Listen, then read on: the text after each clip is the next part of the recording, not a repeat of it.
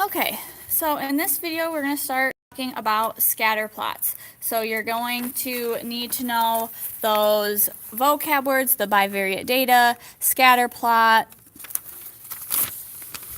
the regression line, correlation coefficient, all the positive, negative, and no correlation, and then outlier. Then you will also need one of these regression equation cheat sheets. So if you haven't gotten one of these from me, come ask for it now. You will also need a graphing calculator. So go get one of those as well. Okay. Now that you've hopefully got everything, let's go ahead and get started. So like I said, we're talking about scatter plots. I'm really mad that this is not on the top of the next page, but that's okay. Okay. So with these, the first thing that we are going to do is we have this table here. So when you have these tables, first thing that you are going to do is put a title on this depending on what the question is asking. So this says that the following table shows an average annual income of males depending on the amount of education they received. So this is 9 years of education, 13 years, 15, so on and so forth. So when we put a title on this, this is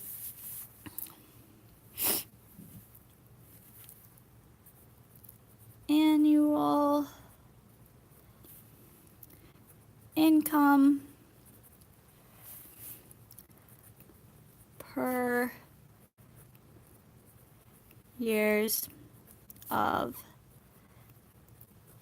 education. So all that you're going to do is you're going to take what you're comparing. Now the top one is your X value, and the bottom one is your Y value. So just like how when we write our pattern or our slope, it is y over x, when you do your title, it is the y versus your x. So let's go ahead and let's write that.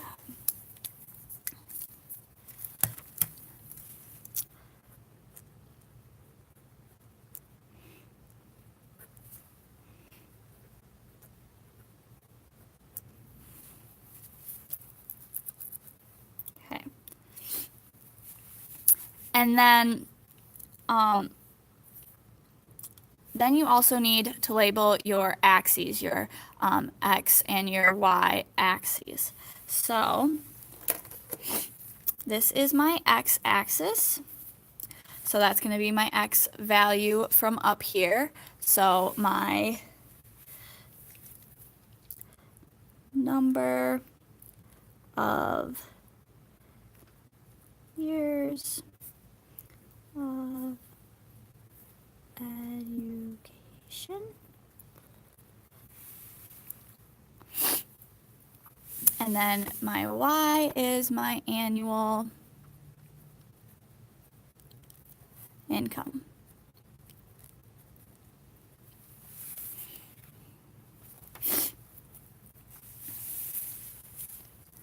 Okay. So, if you haven't been paying attention, we haven't actually done any math yet, so some of you might really like this. Woohoo!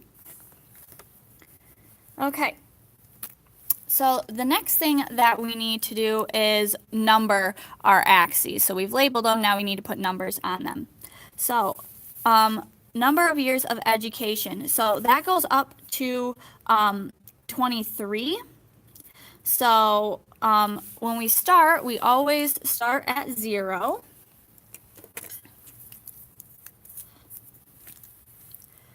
down in this corner, that's 0.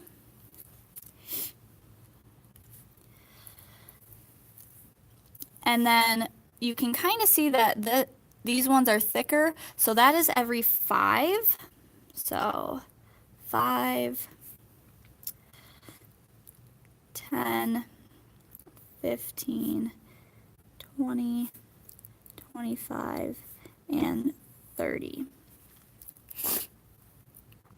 So when you put your values on here, now you don't actually have to put one for every single tick mark or every single line. That is fine, just so that it's not super crowded down here. But you need to write what you are going by. So this is going by 1, because each one is still worth 1. So 0, 1, 2, 3, 4, 5. So these are going by 1s. You're going to have to do that for both your x-axis and your y-axis. So just so you know, there is 30 lines for your x-axis and 20 lines for your y-axis. So when you go to label them, you know how many you actually have to work with. Okay, and then, so our annual income goes up to 125,000. So I'm going to make mine, so every 10. So 10, 20, 30, 40, 50. 10, 20, 30, 40. So 100. 1,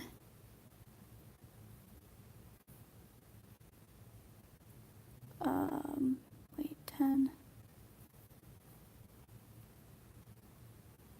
Yeah, 150.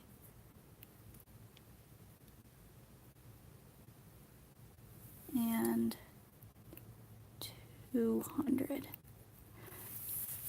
So that is going by 10,000.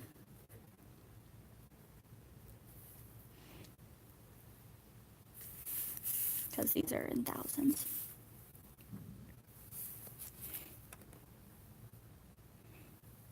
Okay. So then we are going to plot our points. Okay, so 9 is 26,000, so 9, and then 10, 20, so that's probably about here. 13, 11, 12, 13, 42, so 42,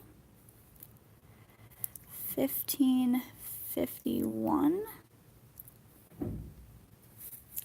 17, then 76, so 60, 76,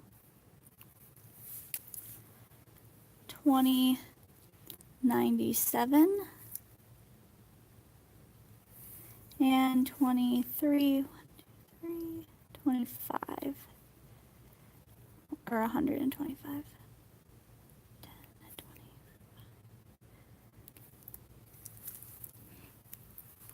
20. Okay.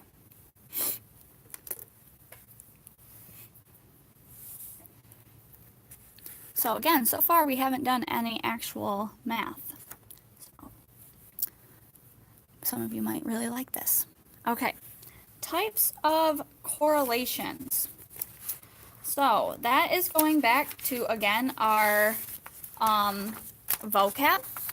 So there is the positive correlation, negative correlation, or no correlation. So it's positive if it's going up from left to right, negative if it's going down, and then no correlation if your points are all scattered. And then if our points are in somewhat of a straight line, it's going to be a strong correlation, and if it's not, then it's a weak correlation. So just looking at our points here, these are in a pretty straight line. So I'm going to say that this is strong.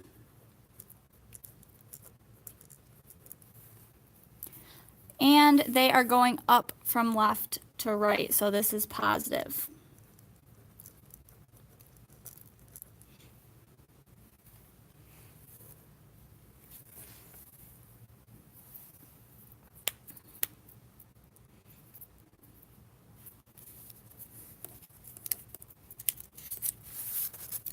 Okay.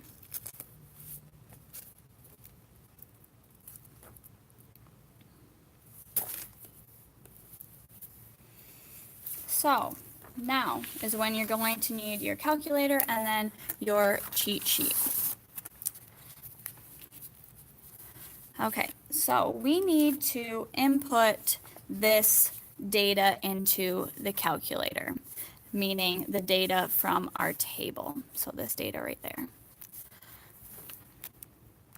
So the first thing that you are going to do is press the stat key, which is right here. Okay. So the edit button should be highlighted already. So if it's not, then make sure that you scroll over to it so that it is edited and then press enter. Okay.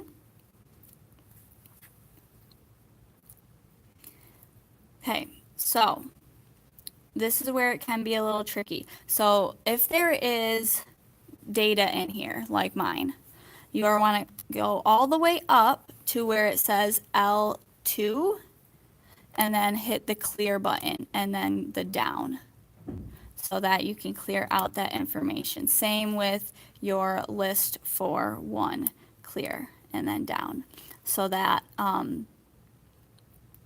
all of your tables are cleared out. Now don't hit delete or you will delete the list. So don't hit this button or you're going to have some major problems. So you are going to input your X values into your list 1 and then your Y values into your list 2. So I've got 9 and then enter. 13, enter. 15, enter. 17, enter. 20, enter. And then 23, enter. Make sure you double check those because if they don't end up lining up correctly, you're going to end up with the wrong information.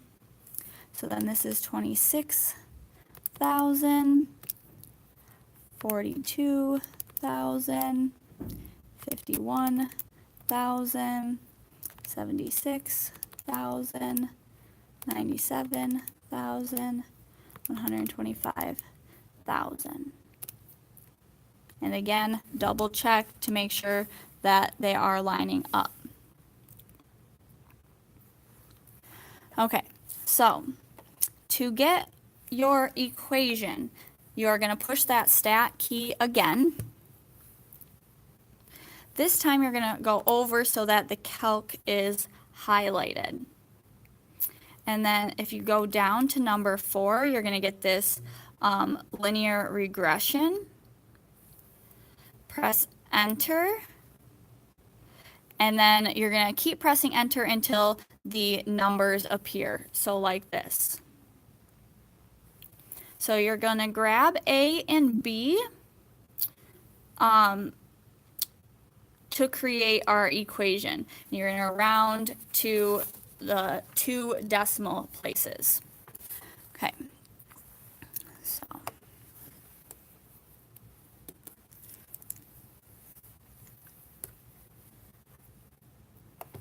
So we're talking about the regression equation. So the regression equation that they give you is y equals ax plus b for some reason. So you can see that here. It will say y equals ax plus b. Your a is the same thing as m. So just like your y equals mx plus b. So you've got y equals, then your a So A is 7,293. 7,293.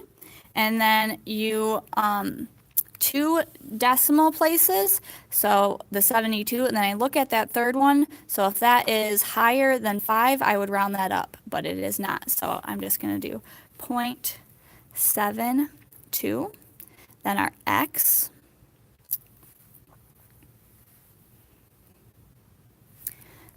Then our b value. So b is negative, so then this it would be minus 48,415. Again, two decimal places, so your 2, so you look at your third one, which is a 0, so I'm not going to round that up. Okay. So the correlation coefficient is this r value, not the r squared, so don't do anything with that, so just the r. So r is the 0.98.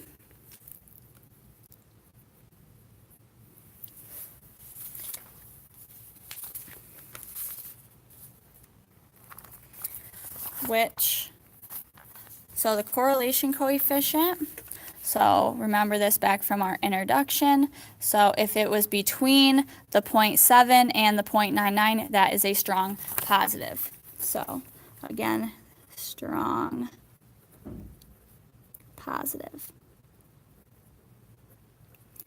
And that should match your type of correlation. If it doesn't, then you should be having a flag going off saying that you have done something wrong. Okay. So then what do M and B represent? So your M is your slope.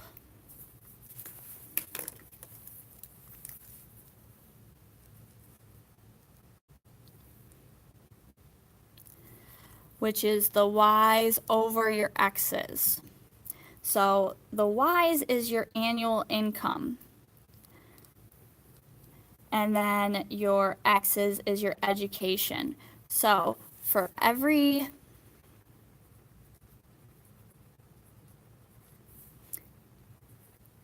year of school, your income will increase by then your M value. So this $7,293.72.